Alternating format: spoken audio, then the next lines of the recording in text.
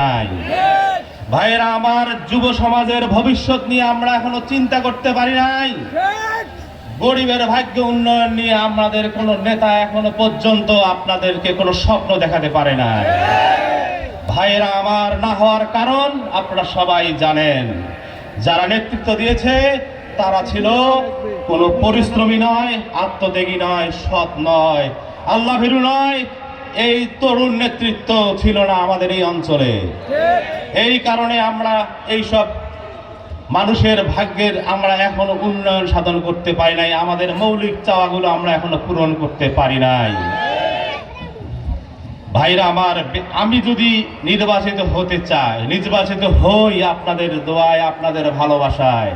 আমি এই অঞ্চলের মানুষের, যুব সমাজের, যে আমাদের যুব সমাজের একটা শক্তিশালী অবস্থান আমার এই এলাকায় আছে, সেই যুব সমাজকে আমি উন্নত প্রশিক্ষণ দিয়ে, একটা প্রাতিষ্ঠানিক শিক্ষা দিয়ে, তাদেরকে ট্রেনিংয়ের মাধ্যমে অত্র এলাকা এবং বিদেশে বাইরে আমাদের দেশের অন্যান্য অঞ্চলে পাঠিয়ে কর্মসংস্থানের মাধ্যমে টাকা ইনকাম করার একটা মাধ্যম হিসেবে কাজ করতে চাই।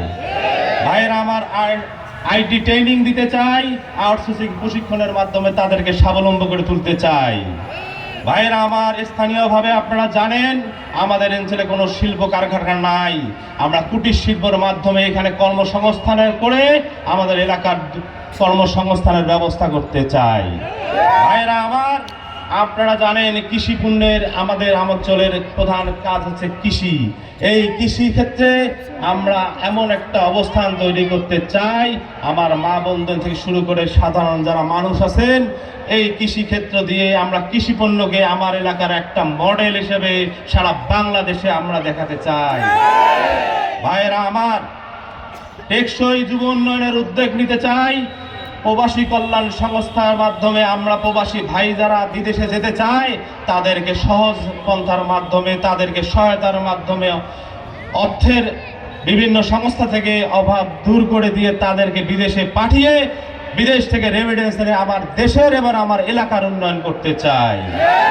আমার যারা প্রবাসী ভাইয়েরা আছেন বিদেশে, মাটি আমাদের এই অঞ্চল থেকে গিয়ে তারা পরিশ্রম করে আমাদের জন্য রেমিটেন্স পাঠায়, আমি বলতে চাই আমার এই প্রবাসী ভাইদের পরিবার, আমি যদি নির্বাচিত হই তাহলে আমাদের ইসলামী আন্দোলনের সকল কর্মী নেতৃত্ব তাদের পরিবারের দায়িত্ব নেবে ইনশাআল্লাহ।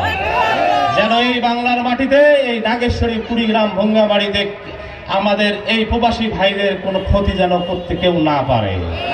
ভাইরা আমার, আপনাদের কাছে আমার আরো কথা হচ্ছে, কৃষক যে ভাইরা আছে আমাদের, এই কৃষকের উৎপাদিত শস্যর একটা মার্কেটের ব্যবস্থা করব, সরকারি একটা ক্রয় কেন্দ্র তৈরি করব এবং তাদের যে উৎপাদিত পণ্য সহজভাবে বিক্রি করে আমাদের এই পণ্যটা সঠিক মূল্য যেন তারা পায় সেই ব্যবস্থা করতে চায়।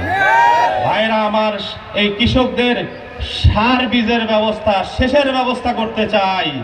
সহজে যেন তারা সেচের লাইন পায়, জমিতে যেন পানি ব্যবস্থা করতে পারে। ভাইরা আমার, আধুনিক যন্ত্রপাতির মাধ্যমে তাদেরকে সহায়তা করতে চাই। ভাইরা আমার, এই নাগেশ্বরীর প্রধান যে সমস্যা আছে নদী ভাঙন।